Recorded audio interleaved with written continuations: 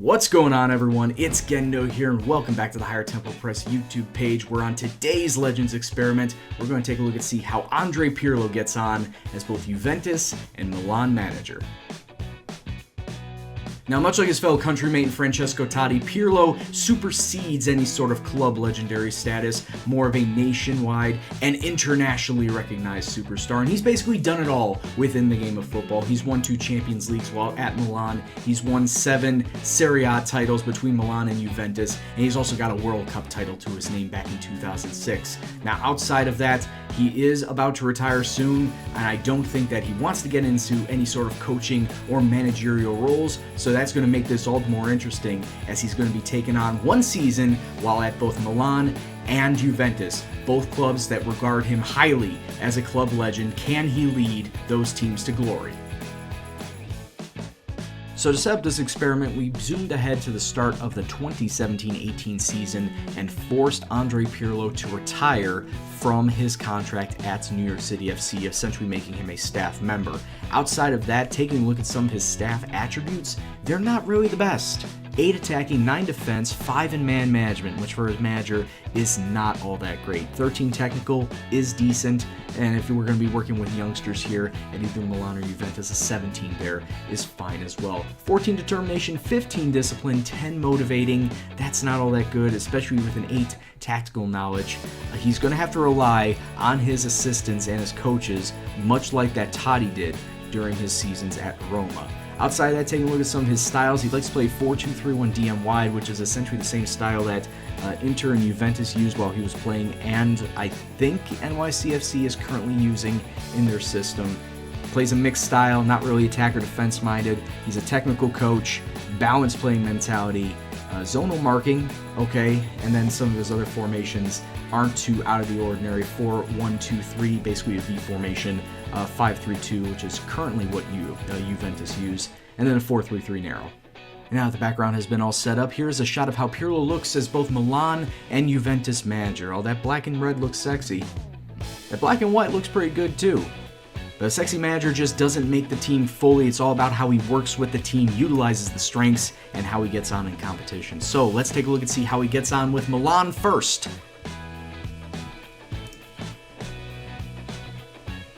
So we zoom ahead to right after the end of the Champions League 2017-2018 season, and the first thing that catches my eye is that the Milan job is open, which means only one of 2 things: that Pirlo got sacked or he left of his own accord. Let's take a look at the managerial history. He's currently empty, and it looks like Pirlo is retired. He is retired from management on the 22nd of May, and it won't even allow me to click on his name, even though I did say that I want to keep the history of him after retirement, so it's very strange that I can't click on him right now. But let's take a look and see how Milan did, and they finished in 3rd place, 72 points. They're 3 behind Juventus and 6 behind Napoli, so overall not that bad. They finished top 3 and in Champions League spots.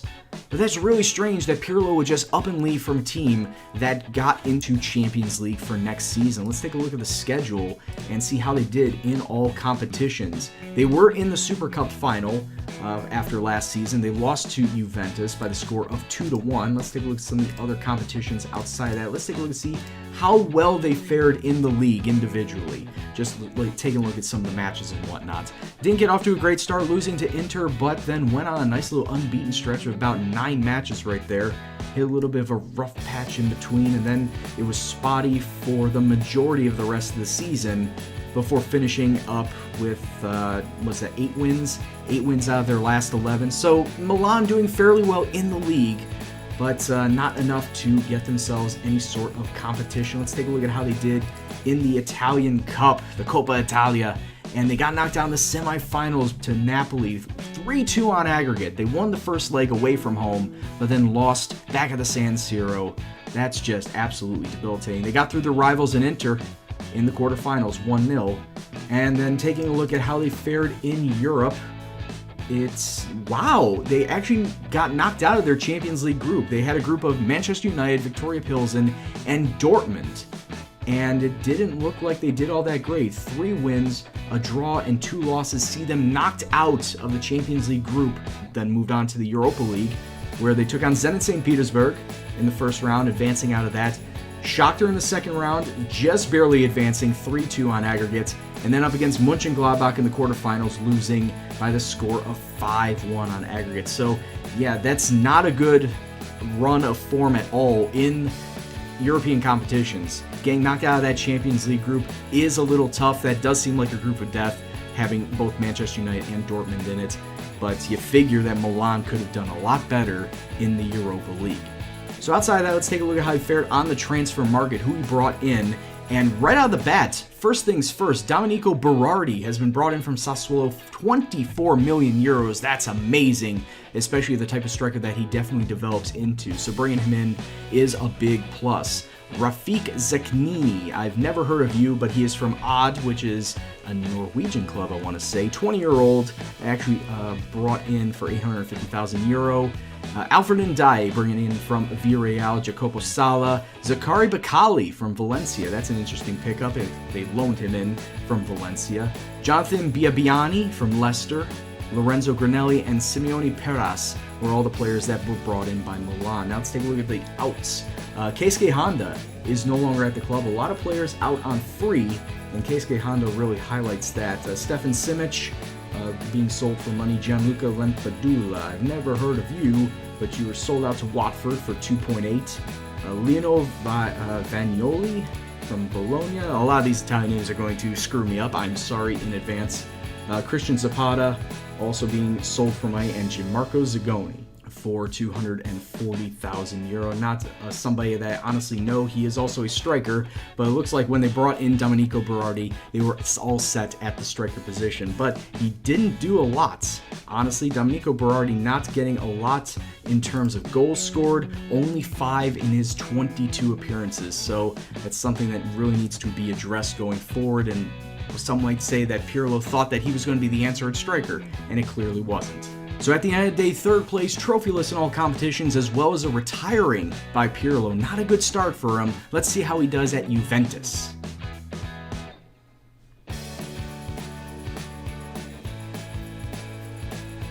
So I simulated to the same position as last time, the 2nd of June, which is right after the Champions League final. Let's take a look and see how Pirlo has gotten on, and he's not attached with anybody. He's in fact retired again. Just like with Milan, he retires after the first season at Juventus. I don't know if he's done well or not, just based off of this, but it's strange to me that he would go and retire after one season of managing. It's like he wasn't cut out to be a manager or a coach in general. But anyway, let's take a look and see how Juventus have gotten on in the competitions, and it looks like they finished 2nd in Serie A, and the top 3 is the same exact top 3 as when Pirlo was at Milan. Napoli takes the league title, Juventus sitting 3 points behind them. 22 wins, 11 draws, 5 losses. That is a lot of draws. Let's take a look and see where it all went wrong for the Italian side. And it looks like they got off to a great start. 10-11 match unbeaten to start before losing to Lazio. A couple of wins here and there, double losses to Torino and Fiorentina before going on a 3-month unbeaten stretch before losing to Cagliari and Milan. And it looks like in this stretch where they drew 6 out of 8 is what killed them in the end. I mean, drawing to Avellino, drawing to Genoa, Chievo, Sassuolo. If they picked up a win in either one of those matches, they would have won the league. I'm pretty sure they would have won it on goal difference. So, yeah, is this stretch right here of what killed them in the long run? That is not a good look. Anyway, at the other competitions, they lost in the first round of the Coppa Italia to Cagliari on penalties. For some teams, that's a fireable offense, but not for Juventus when they judge you on how well you do in the Champions League and Serie A. But wow, that is not a good look, going out on penalties in the very first round to a low Serie A side. Unbelievable. Anyway, let's take a look at the Champions League, and they got themselves an easy group. It looks like 5 wins and a draw, advancing out of that. Basel, Dynamo Kiev, and Victoria Pilsen. Oh, but then they had the luck, or the unluck of the draw, by picking up Barcelona in the first knockout round, losing 6-2 on aggregates. That is very unfortunate there, that they picked a big boy right out of the gate. If they didn't, obviously they would have gone a lot farther. Hell, maybe they would have taken on Barcelona later on in the stages. But going out right away is just not a good look. And taking a look at some of the transfers in, a lot of big money signings. Not Matthias Pereira, he was only $2 million, but Mehdi Benatia coming in from FC Bayern. I don't know much about him. Honestly, I don't know a lot about the Bayern squad, Mehdi Benatia being one of them.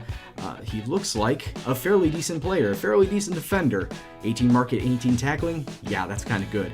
Adam Messina coming in from Bologna, €12 million. Armando Izzo from Genoa, Antonio Vocatoro, Wallace from Lazio is €13.75 million. That's pretty big. Emmanuel Etuhu, that's not really someone I know. Okay, he's a regen, that's why. Angel Di Maria, now that's a shock. Angel Di Maria moving from PSG to Juventus in the winter window for €32.5 million.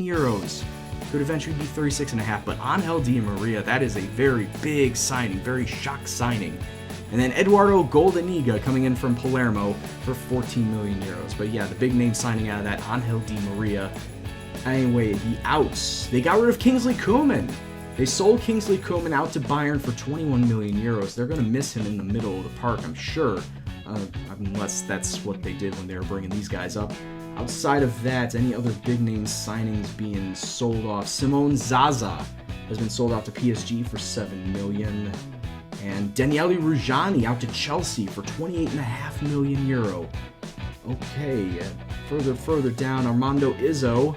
Armando Izzo was brought in, and then he was promptly sold out in the winter window. I don't know what the thought process behind that was, because they made a net loss, bringing him in for 11.75 and then selling him out to Newcastle for €7 million. So, Pirlo, what were you doing there? And also Stefano Sturaro going out to a Saudi Arabian team, Al Nassr, for €8.75 million. So a lot of movement in the transfer window with Juventus. It's to be expected because they have a much bigger transfer budget. Some of the players you wouldn't expect to go have gone, and so bringing in like someone like Angel Di Maria is an absolute shock, but not all that unprecedented.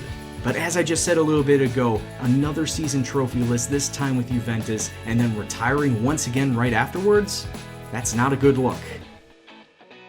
So it looks like Pirlo didn't do that half bad of a job at either club. It's just a shame that once the first season was over, he just straight up retired from everything. I guess in-game Pirlo just wasn't up for anything after his playing days were done, be it either a coaching or a managerial job. But hey, you can't fault the man for doing fairly well at both Juventus and Milan. Fans of both Juventus and Milan, please leave your thoughts in the comment box below. What did you think about this experiment? Would you like to see Pirlo come back to your clubs in some sort of coaching capacity, if not a manager, then maybe just a bench coach? Please let me know. And then everyone else in the comment box below, please leave your suggestions for any future experiments that you want to see on the channel. Please make sure to like, share, and subscribe to the Higher Tempo Press YouTube page. This has been Gendo, and I'll see you next time. Take care, and peace out.